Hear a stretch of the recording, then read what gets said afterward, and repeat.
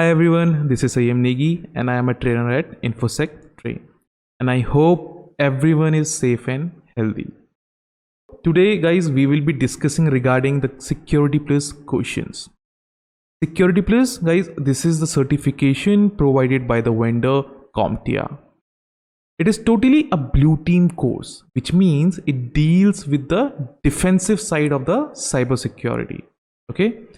So today we'll be going through 5 questions and I'll be showing you how to grab the key points to solve the questions and opting the right answer.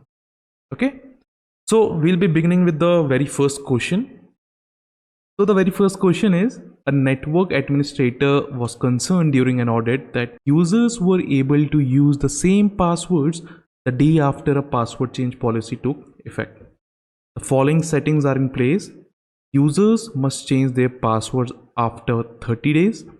Users cannot reuse the last 10 passwords. So these two are the settings in the policy. So if you look closely, here are the settings of the policy. Says that the users have to change their passwords after every 30 days. And these 30 days will be counted from the day they set up a password. Okay. So it says it is mandatory for the user to change password after every 30 days. And second setting says that users cannot reuse the last 10 passwords, which means the new password should not match the last 10 passwords used by the user. It will be actually, cross-checked from the database these guys are maintaining, like what are the last 10 passwords a user has used, and through that they will be checking that he or she cannot use the last 10 passwords as a new password. So network administrator here noticed that the user were able to use the same password the day after a password change policy took effect. Reason being, guys, if you have noticed, it is not mentioned in the setting that for how long the user have to use the new password. Okay, so what the user were doing, like for example, if I set up a password as Sayam and I used it for 30 days, as a setting says that you have to change the password after 30 days, right? So after 30 days, what I did, I changed my password to something else. For example, I used the new password as Tom, but I do not want this Tom to be my password. I want Sayam to be my password so that it can be easy for me to memorize it. So what I'm doing, I'm quickly changing the password 10 times so that Sayam, which I used previously as a password, it gets removed from the last 10 password record and I can reuse it again. Okay, so that's how the users were playing smart. So further in the question, if you see, it says which of the following settings would prevent users from being able to immediately reuse the same password. Okay, so the very first is minimum password age of 5 days, which is the one which we are talking about, right? Like at least a user should use a new password for 5 days so that they cannot immediately change the password. Getting it? And the second option says password history of 10 passwords. That's the same thing as the second setting used in the policy. And the third says password length greater than 10 characters, which is like an a validation which says the password which you are setting up, it should be more than 10 characters. Okay. The D option says complex password must be used, as in you might have seen in the various websites while registering yourself, in the password input field this says you have to use in alphanumeric numbers, alphanumeric characters, like you have to add uppercase, lowercase, it should be more than 7 letters, it should contain some special characters and these things. So if you see with the options, B, C, D are already excluded because the main concern was users were able to immediately reuse the same password. So we have to remove that. So for that, the A option is the very appropriate one, which says minimum password age of 5 days. That means user have to use the password for at least 5 days so that they cannot immediately change the password and use the same old one. So if you look at the answer, it says minimum password age of 5 days. Okay, so let's move to the next question. So the next question says, while monitoring the SIM, a security analyst observes traffic from an external IP to an IP address of the business network on port 443. So it asks which of the following protocols would most likely cause this traffic. So it gives the option HTTP, SSH, SSL and DNS. So guys, if you look closely at the question, it says on port 443. And if you know about the port 443, it stands for your HTTPS. And your HTTPS, S stands for SSL, right? And which HTTP uses your SSL for encryption. So that's why the C is the direct answer for that. You don't have to go with the other option because already the port has been mentioned, port 443, which is a HTTPS, which uses SSL as in certification for encryption. You can go with that. So if you cross check with the answer, it says SSL. Okay. So moving on to the very next question, which says a security technician has identified an infected machine on a network. Which of the following should the technician do next? So if you look at the options, guys, the very first option says power off the machine so it will not do any more damage, right? Second says isolate the machine by disconnecting it from the network. The third says escalate the issue to a senior security advisor. And the fourth option says question the user as to what the user was doing before the machine became infected.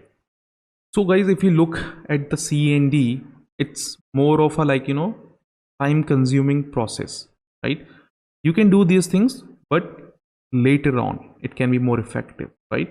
But if you check the very first and second, that can give you a close mitigation for that. But if you look more closely into this, A says power off the machine so it will not do any more damage. Okay, so if you power off a machine, you are disrupting the whole workflow of your business, right? And moreover, it is not resolving anything for you, correct? You have to power it on and then it will be doing more damage, correct? But if you go with the B option, it says isolate the machine by disconnecting it from the network. It means whenever these sort of incidents happen, you have this option of containment, in which what you do, you isolate the infected machine from the network, so that you are doing what? You are limiting the scope and magnitude of that incident. Okay, and you are not disrupting any business workflow. Rest of the network is connected. You are just isolating those machines which got infected. Then you are doing what? You are putting them into a isolation, and then you are limiting their scope and the magnitude. Later on, you can do multiple things on those isolated machines. You can do eradication process, then you can do recovery process, so you can figure it out what's the cause of it and what damage it might give you in your whole network. But you have to do it after doing the isolation part. So you have to go with the B options for this one. Okay, so if you look at the answer, it says isolate the machine by disconnecting it from the. Okay, now the next question, which is our question 4, it says a security analyst is investigating a call from a user regarding one of the websites receiving a 503, which is your service unavailable error. So the analyst, what he did, he runs a netstat, and it's a command to discover if the web server is up and listening. So he received an output which says TCP 10.1.5.2:80, that's support, right? Giving the IP 192.168.2.112 and 60973 and time_wait. Okay, if you see further on in the question, let's proceed with the question again. Which of the following types of attack is the analyst seeing? Buffer overflow, domain hijacking, denial of service, or ARP poisoning? Okay, let me take you back to the previous table or previous slide. If you see here, it says time wait, guys, right? It says time wait. And this HTTP 503, which says service unavailable error, it means that the server is not ready to handle the request.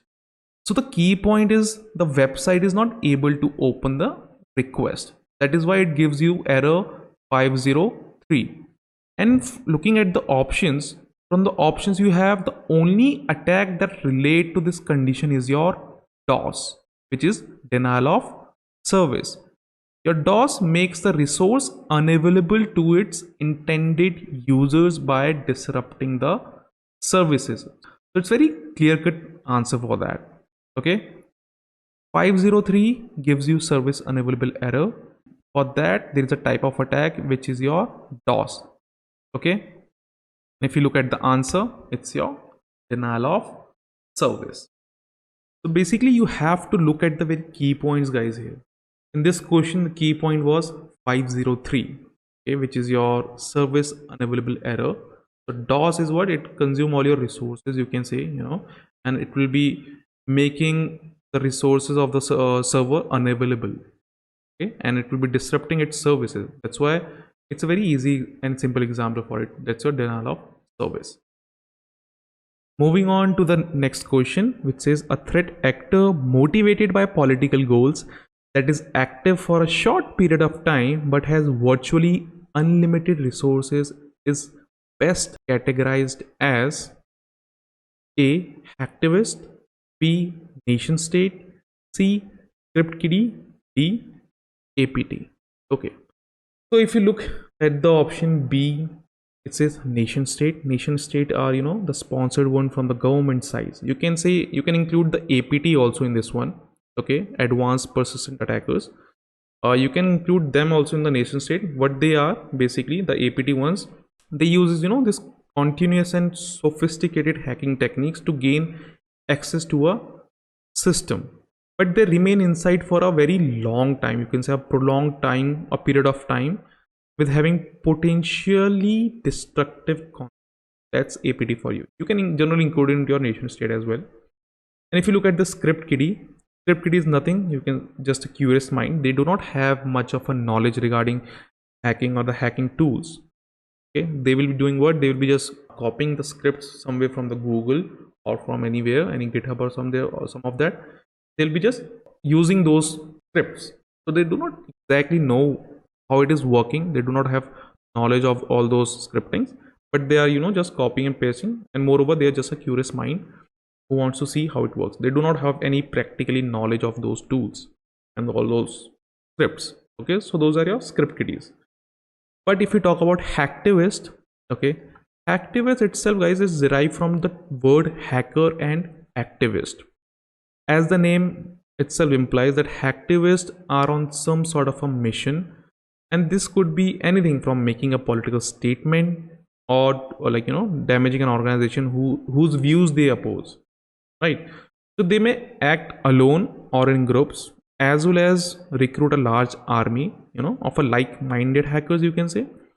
They are determined to reach their goals and are increasingly garnering, or you can say gathering, the resources they need to carry out their agenda. Relating with the question, we need a threat actor who is motivated by our political goals. So here hacktivist is the more appropriate answer for that. If there is a hacktivist group with the name Anonymous, right? So they have done a lot of things for these political goals as well, right? So if you look at the answer, the hacktivist is the correct answer for that. Okay, thank you everyone. And if you want to see more videos on security plus questions, kindly let us know on the comment section. Alright guys, stay safe, stay healthy. Cheers.